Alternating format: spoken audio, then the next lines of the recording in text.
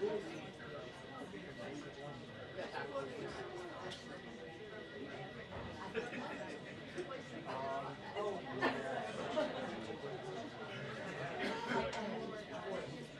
Yeah. Yeah.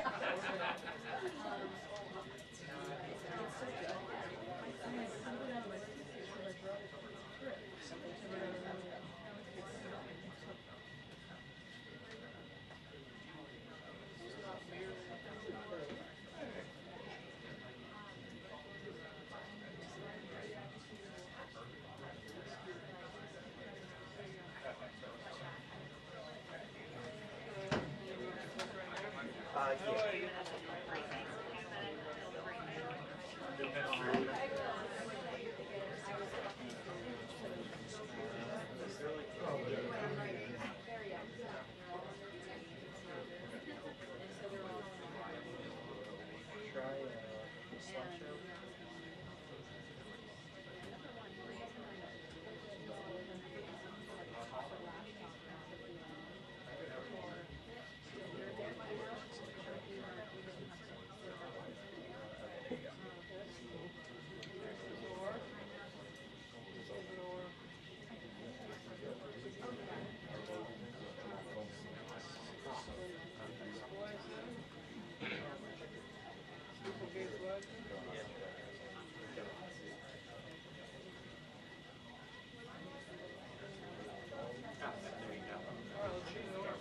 Yep, no problem.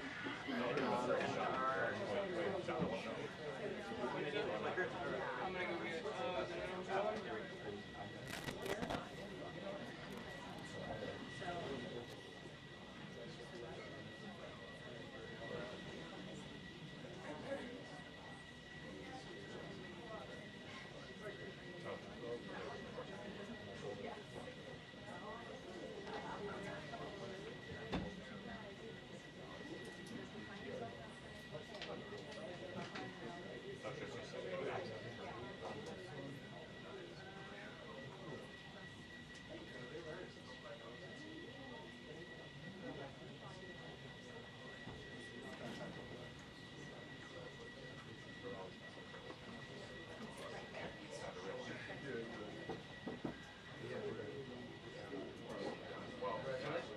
Oh, thanks. Thanks so much.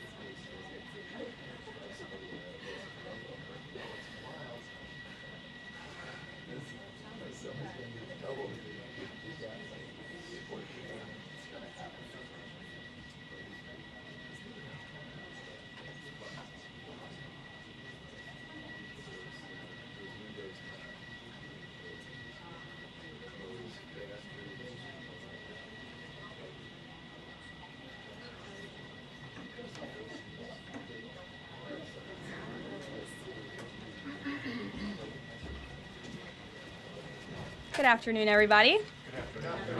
How are we? Good? Good. President Trump is saddened and outraged over the brutal murder of 2 Israeli embassy staff here in Washington, D.C. last night. Yaron Lashinsky and Sarah Milgram were a beautiful young couple. In fact, we learned that Yaron was planning to propose to Sarah next week in Jerusalem. Yaron's father, Daniel, spoke about the young couple's devotion for one another this morning. He said, "They were in love, one for the other. The embassy told us they were like a star couple at the embassy. I never expected something like this. He had his whole life before him." These words, especially every parent knows, are heart-wrenching. The evil of anti-Semitism must be eradicated from our society. I spoke to the Attorney General this morning. The Department of Justice will be prosecuting the perpetrator responsible for this to the fullest extent of the law. Hatred has no place in the United States of America under President Donald Trump. Everyone here at the White House is praying for the victims' friends and families during this unimaginable time. Now for some scheduling announcements. On Saturday morning, President Trump will deliver the commencement address at the United States Military Academy at West Point.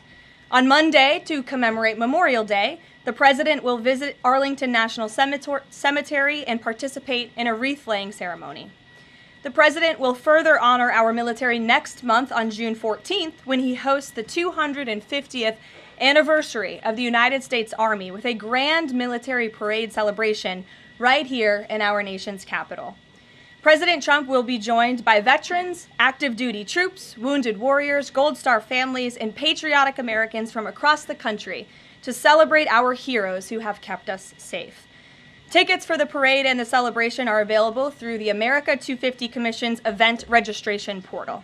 It will be a truly historic and special day for our country. After the parade, President Trump will travel to the G7 Leaders Summit in Canada from June 15th through the 17th.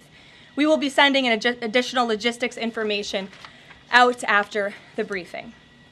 Last night, Republicans in the House passed the One Big Beautiful Bill Act, the most significant piece of legislation in years. There were a lot of good faith negotiations in the Republican conference leading up to the final passage, but as always, President Trump came in at the end to bring all sides together and get this deal done. This One Big Beautiful Bill will implement President Trump's Make America Great Again agenda by delivering the largest tax cut in American history for middle-class families, the working class, and small businesses. The One Big Beautiful Bill fulfills President Trump's promises of no tax on tips, which was applauded today by the CEO of Uber, no tax on overtime, a Made in America auto tax break, Trump savings accounts for newborn babies, and substantial tax cuts for our amazing seniors' Social Security benefits.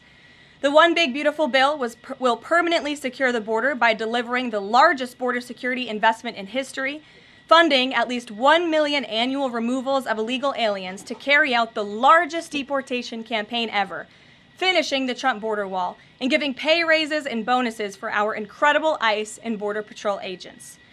The One Big Beautiful Bill protects the Medicaid program and its benefits for the most vulnerable Americans that the program was designed for, by kicking off 1.4 million illegal aliens from receiving benefits and implementing common sense work requirements for able-bodied Americans. The One Big Beautiful Bill also helps get our fiscal house in order by carrying out the largest deficit reduction in nearly 30 years with $1.6 trillion in mandatory savings. Every single Democrat in the House of Representatives who voted against all of these common sense and massively popular policies. The Democrat Party has never been more radical and out of touch with the needs of the American people. The One Big Beautiful Bill is the final missing piece toward ushering the golden age of America. The Senate should pass this as quickly as possible and send it to President Trump's desk for a final signature.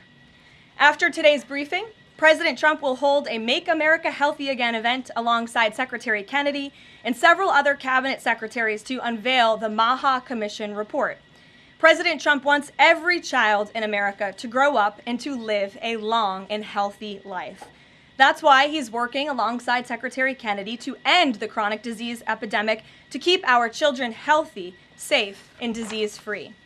The Maha Commission report is a historic assessment, the first of its kind by any presidential administration, of current evidence and research about the health crisis affecting America's children.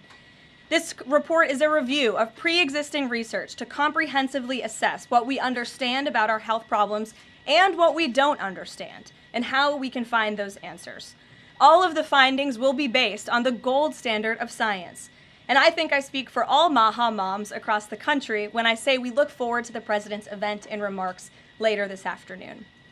And as we head into the Memorial Day weekend, a quick update on gas prices. According to the fuel savings platform Gas Buddy, the national average price of gasoline is expected to be $3.08 on Memorial Day. We expect that to continue to decline because of the president's energy policies. But this is down from Memorial Day last year. And adjusted for inflation, it's the second cheapest price for a gallon of gas on Memorial Day since 2003, thanks to President Trump. And finally, in other news, the Department of Homeland Security conducted a deportation flight from Texas to remove vicious illegal criminals in the United States. All of these individuals were sent, or are trying to be sent, to a third country. And President Trump promised to get vicious illegal alien murderers, rapists, and pedophiles like these out of our country, and he is trying to deliver on this promise. But no matter how upset this makes Democrats, we will continue to deport these monsters to keep Americans safe. And here are the heinous of individuals who were on that flight. A Cuban national, convicted of homicide, armed robbery, false impersonation of an official, kidnapping, and robbery strong arm.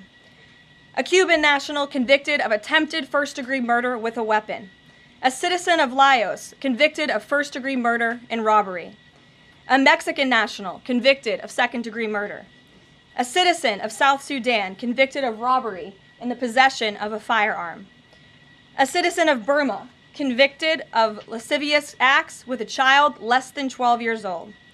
A citizen of Burma convicted of first-degree sexual assault involving a victim mentally and physically incapable of resisting. It's disgusting. And a Vietnamese national convicted of first-degree murder. Now, a liberal activist district court judge in the city of Boston, Massachusetts, is trying to force the President of the United States to bring these monsters back to our country. Judge Brian Murphy is ordering the Department of Homeland Security to give these illegal criminals 15 days to reopen their immigration cases with access to phones and attorneys. Every single one of these individuals, I will add, had final orders of removal from our country. And now Judge Murphy is forcing federal officials to remain in Djibouti for over 2 weeks, threatening our U.S. diplomatic relationships with countries around the world, and putting these agents' lives in danger by having to be with these illegal murderers, criminals, and rapists. This is completely absurd. Judge Brian Murphy is not the Secretary of State. He is not the Secretary of Defense or the Commander-in-Chief. He is a district court judge in Massachusetts. He cannot control the foreign policy or the national security of the United States of America, and to suggest otherwise is being completely absurd. According to new reporting about this judge, he's a registered Democrat in Massachusetts who during his Senate confirmation hearings failed to disclose his ties to a radical left-wing organization that claimed the word illegal to describe illegal aliens was inherently prejudicial. This massive judicial overreach by Judge Murphy is part of the same opposition our administration has faced since day one. Radical left-wing judges are egregiously trying to stop President Trump from using his core constitutional powers as head of the executive branch and commander-in-chief. These judicial activists want to unilaterally stop President Trump from deporting foreign terrorists and keeping the American people safe. Nearly 80 million Americans re-elected this president to deport illegal criminals from our homeland, and polling consistently shows that 90% of Americans want illegal alien criminals, especially those with final orders of removal from our country, who have chosen to continue to stay here illegally. Americans want these people sent home. We hope the Supreme Court will continue to rein this in as soon as possible to restore proper constitutional order in our country. We'll take some questions. And here in our new media seat today, we have Jillian Michaels. She's a renowned personal health expert. I know all of you know her. I certainly do, watching fitness videos growing up. And a media powerhouse who continues to expand her reach with her podcast, Keeping It Real. Jillian, I know you're here today for the Make America Healthy Again event. We're proud to welcome you to the White House.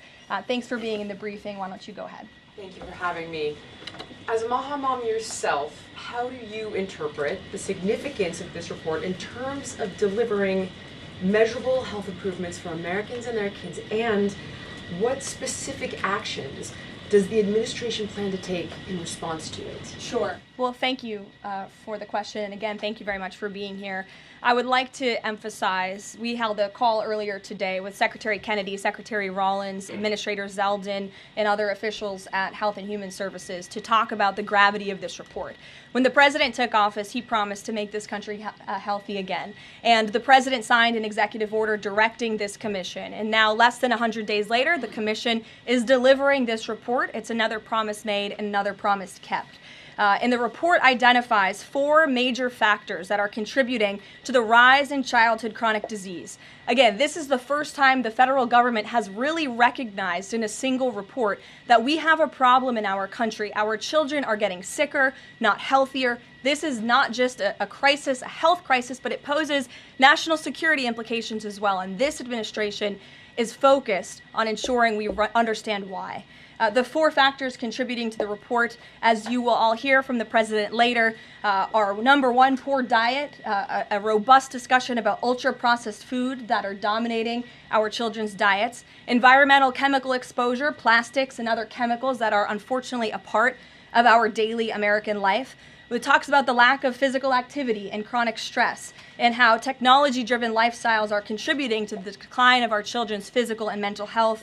And then lastly, the report touches on the over-medicalization that's taking place in our American society, nowhere else in the world, but just right here in the United States of America. And the report directs the entire administration to understand why these issues are happening and what public policy can the administration implement to ensure that we are fostering a more healthy country for our children. So I'll leave it at that and let the president and his team speak more about this historic report later. But this should be good news for everyone. I don't care what your politics are. We should all agree that we want our children to be healthy and safe, and we want our food supply to be healthy and safe. We have the best farmers and ranchers in the world right here in the United States of America, and we have the best workers in the world. We have the best people in the world, but unfortunately we have a health crisis that's been plaguing us for too long, and this report speaks to the heart of it.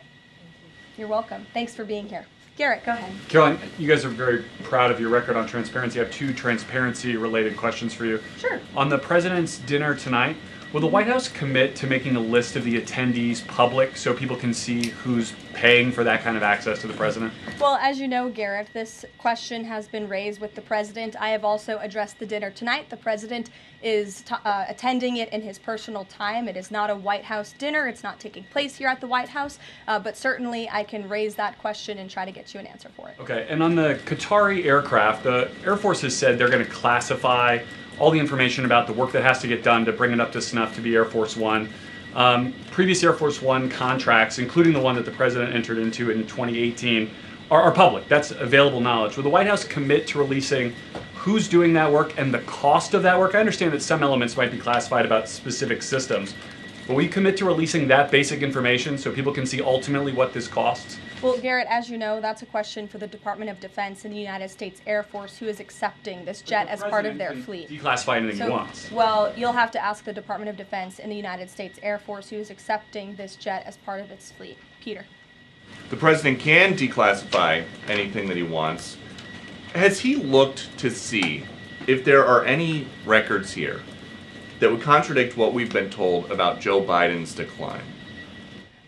He has not directed anyone, to my knowledge, to look into that, but surely I can ask him if he intends to. I think the president has spoken on this pretty extensively, and I have spoken about it extensively from this podium as well, how it was truly one of the worst political scandals this country has ever seen, that the previous administration covered up the decline in the former president's mental and physical ability. And it's now all coming out, but the American people knew the truth, and that's one of the many reasons why President Trump won the election on November 5th. And President Trump says that he basically thinks unelected Biden staffers concealed his decline so that they could use the levers of power for their own personal gain. Well, Look, that's not just the president thinking that, Peter. There's a new book out. I don't know if any of you have heard about it. Again, a little bit too late because the American people knew the truth on this from the very beginning. And there were reporters in this room, including some from your network, Peter, I'll give you a little bit of credit here,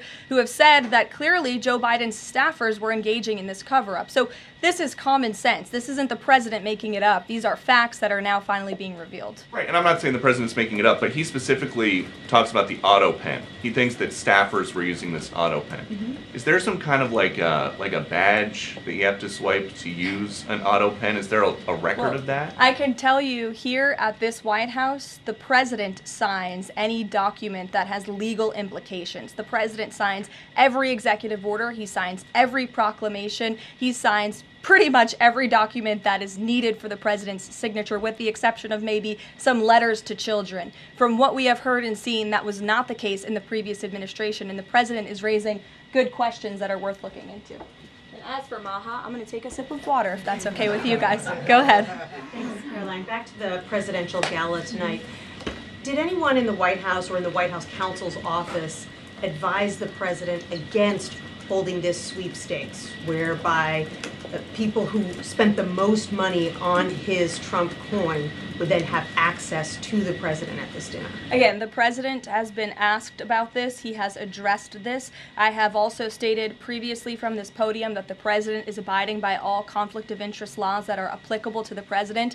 And I think everybody, the American public, believe it's absurd for anyone to insinuate that this president is profiting off of the presidency. This president was incredibly successful before giving it all up to serve our country publicly. And not only has he lost wealth, but he also almost lost his life. He has sacrificed a lot to be here, and to suggest otherwise is frankly completely absurd. Does the White House Libby, have go any ahead. concerns? The fifth round of nuclear talks between Iran and the U.S. is going to take place on Friday in Rome.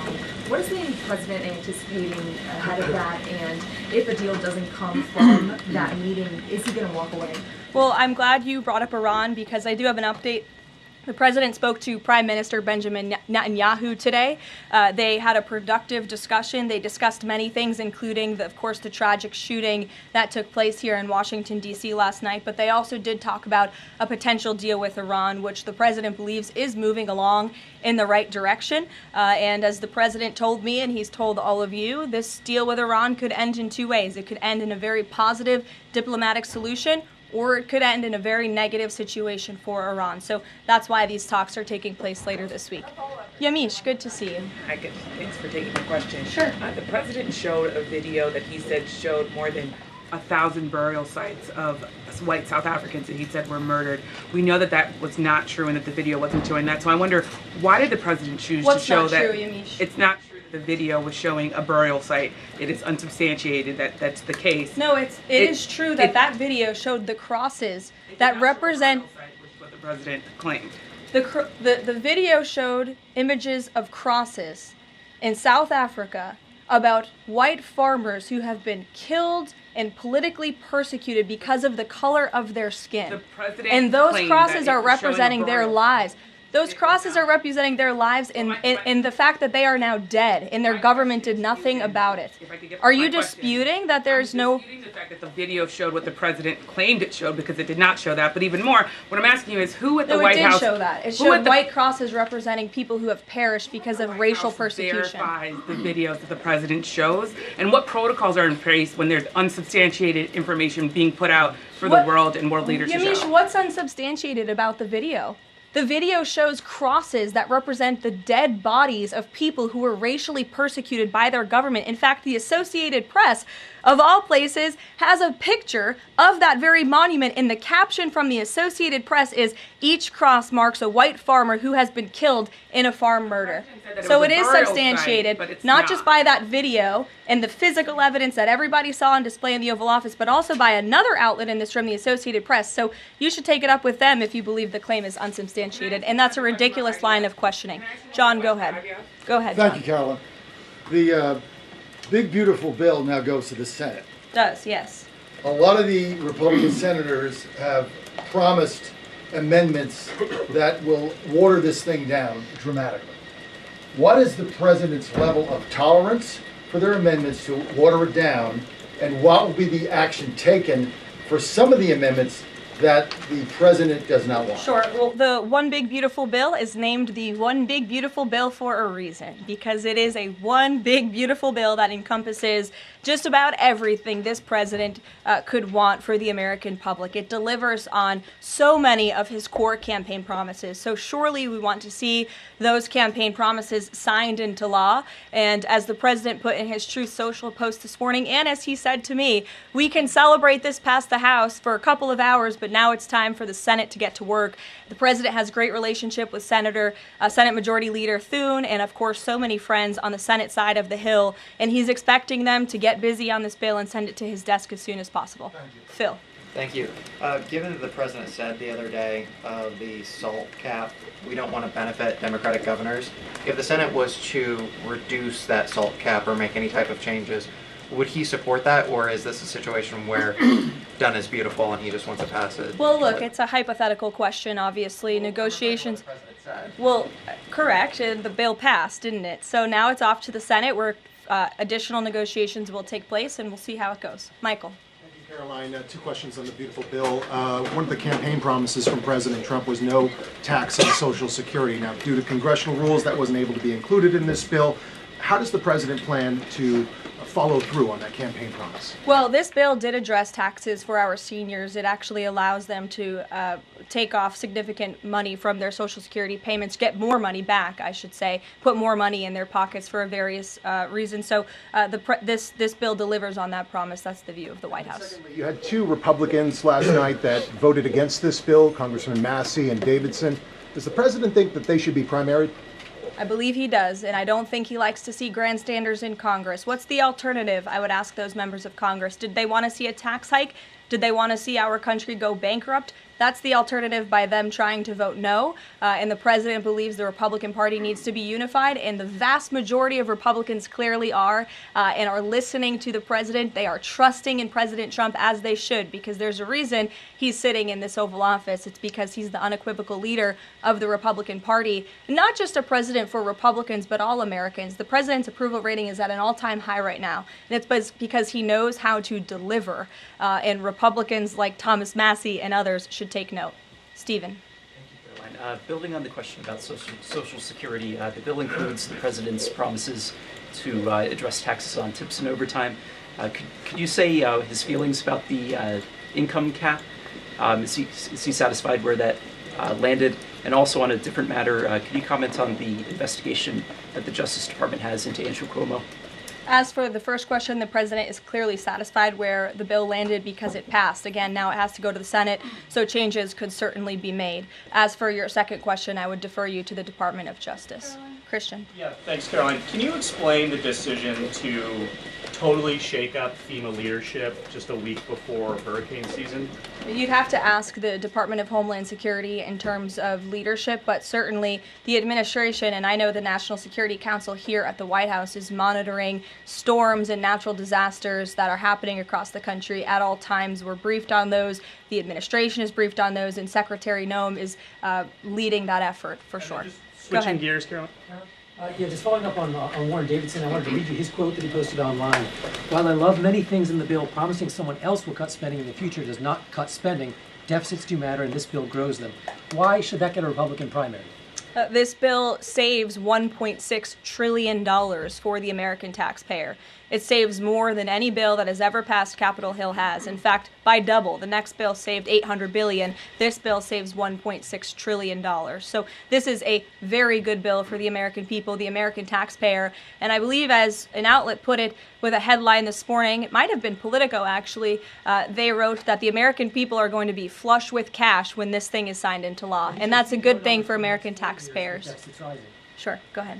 Caroline, what is the president doing to win Senate passage by July 4th? And does that include work to eliminate carried interest and make business tax cuts permanent? Where is he on those issues? Well, look, this bill literally just passed the House of Representatives. So now our team is suiting up for discussions with the Senate side of Capitol Hill. The president again said this morning he hopes to see this bill at his desk as soon as possible, and he'll be engaged in the process to get it through the Senate, just like he was to get it through the House of Representatives. What kind of assurances did he give the Freedom Caucus members to to kind of ensure that this would get through last night was changes to Fannie Mae and Freddie Mac, part of that equation, changes administratively to Medicaid as well? Well, I was in that meeting yesterday with the president and House Freedom Caucus, and he told them how he wants to be a cheerleader for them, a cheerleader for the Republican Party, and for the country. And Republicans faced a pivotal moment yesterday. They could have voted to bankrupt the country and increase taxes by $4 trillion, or they could vote for this one big, beautiful bill which cuts taxes and saves American taxpayers money. And he put that proposition before them, and clearly they heeded the call because the bill passed last night. Sure. Caroline, so on the or this morning, rather. The, every day is going into the next. Go ahead. The Netanyahu call. Just curious, did the president raise the flow of aid into Gaza? Is he happy with where that situation is right now? Not to my knowledge, but I can certainly go back and check. And then, did you have any reaction to the Supreme Court's ruling about the religious charter school today, as well as Justice Coney Barrett's decision to recuse herself? We'll get you an answer on that case specifically. Sure. You mentioned the president has a good relationship with Leader Thune. Has he talked to him specifically about the plan to get this through the Senate? Does he plan, or is he going to reach out to Republicans who have voiced concerns? Not to my knowledge has he spoken to Leader Thune this morning. He very well could have. I just wasn't briefed on that call. We can go back and check for you. The president did speak to Prime Minister Netanyahu this morning. He also had a call with President Sheinbaum this morning. He was receiving his intelligence briefing. He's been very busy all morning. But again, he certainly intends to remain active and engaged in these negotiations with the United States Senate to get this bill done. And just following up on the dinner tonight, you mentioned this is not a White House dinner, but the president is always the president, and the Trump family is making money off of this. So can you just explain, how is this not the president using the office to enrich himself? All of the president's assets are in a blind trust, which is managed by his children, and I would argue one of the many reasons that the American people reelected this president back to this office is because he was a very successful businessman before giving it up to publicly serve our country. Reagan. Thanks, Caroline. Last week, the president told Brett Baer that he trusts his people, but thinks that the official narrative on his assassination attempts are, quote, a little bit odd. FBI Deputy Director Dan Bongino said days later that there's no conspiracy to find, and as he put it, quote, the there that you're looking for is not there. My question is the president personally satisfied with the investigations into the attempts on his life? And does he agree with Deputy FBI Director, or does he think there's more to it? Well, in the lead up to your question, you answered your own question with the president's own words, and I'll leave it at that. Caroline? Sure, go ahead, Haley. Thank you, Caroline. Haley, go ahead. Oh, thanks. I wanted to follow up on his call with Prime Minister Netanyahu in his effort to reach a deal with Iran. Does he feel like he has the Prime Minister's support in this effort at this point, or did the Prime Minister raise concerns to him in this conversation? I will get further into the private discussion between the president and the prime minister, but surely they have a good relationship, one that's built on transparency and trust. And the president has made it very clear to not just Prime Minister Netanyahu, but also the world, that he wants to see a deal with Iran struck, if one can be struck. He does not want to have to take the latter option, the more severe and negative option. He wants to see a deal. The president is a deal maker, and he believes strongly in diplomacy, and he's made that clear to the prime minister, but also to all of you and, frankly, the rest of the world. Mary. Thank you, Caroline. Two questions, one on the terror attack last night and then another on the big, beautiful bill. Do you or President Trump have a message to politicians like Ilhan Omar, who only this morning explicitly avoided condemning this act of terror? It's despicable. And frankly, we have seen a rise in anti-Semitic protests, of pro-Hamas protests, of terrorist sympathizers. We saw them on our college campuses, and we've seen the Democrat Party turn a blind eye and in some cases actually embrace such anti-Semitic illegal behavior. And that's why this administration has done more than any administration in history to crack down on anti-Semitism. As you know, in January, when the president took office, he signed a new executive order to combat anti-Semitism. He created a commission focused on doing just that.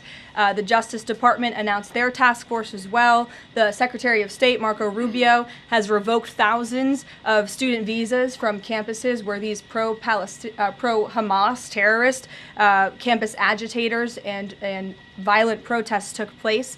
And we've also withheld funding from those very campuses as well in an effort to combat anti-Semitism. So the president's made it very clear that such hatred will have no place in our country. Thank you. And then on the big, beautiful bill, I know there's a provision that the House included that defunds Planned Parenthood, not only because of the fact that it's the nation's largest abortion provider, but also because it's, I think, the biggest distributor of transgender hormones right now, even to minors, according to Live Action. So is the president committed to making sure that provision stays in the Senate? The president has maintained a very clear commitment to ensuring that this administration and the American people's tax dollars are not funding any institution. That includes hospital systems that are funding the chemical castration and mutilation of children. We're not going to tolerate taxpayer dollars going to such efforts. Sure. Thanks, Caroline. You mentioned at the top of the briefing that the migrants were to be sent to a third country. I was just wondering, could you share any more on, which countries the administration has struck these agreements with, and what that agreement with South Sudan specifically looks like? Well, first of all, I won't litigate foreign policy from the podium, but what I will reiterate is the absurdity of this ruling from a district court judge in Boston who is just creating new immigration laws out of thin air. This administration, let me be very clear, because there have been a lot of fake headlines about this deportation flight over the last 2 days. This administration has complied with all court orders.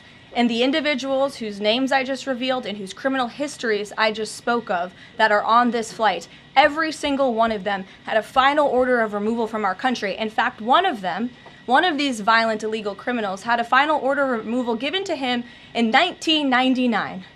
It's 2 years after I was born. This individual, this criminal, has been living in our country for an entire generation. And now we have a district court judge who is trying to tell the president and the Secretary of State and the Secretary of Homeland Security that an illegal criminal murderer who's been hiding in the shadows in our country for nearly 30 years cannot be deported from United States soil. That not only is undermining our entire immigration system, but it is also undermining our diplomatic negotiations with countries around the world. How are countries on this earth supposed to trust the United States government and these good faith diplomatic negotiations when these countries accept these repatriation flights? How are they supposed to trust us if we have radical district court judges who are going to say, no, you can't do that? And now these illegal criminal murderers and rapists have to sit in Djibouti with our ICE agents who now have to sit there for more than 2 weeks without the proper resources. This judge is not only undermining our immigration system, undermining our foreign policy and our national security, but this judge is undermining the safety of the ICE agents who are putting their lives on the line to remove this list of illegal criminal terrorists. It's truly despicable what's happening in our court system, and the president and this administration hope that the Supreme Court will do what it needs to do to rein in these liberal activist judges. And the Supreme Court has already said it is well within the president's purview to dictate foreign policy, and a radical district court judge should not be getting in the way of that. We'll see you all later at the Maha event. Thank you. Thanks, Caroline.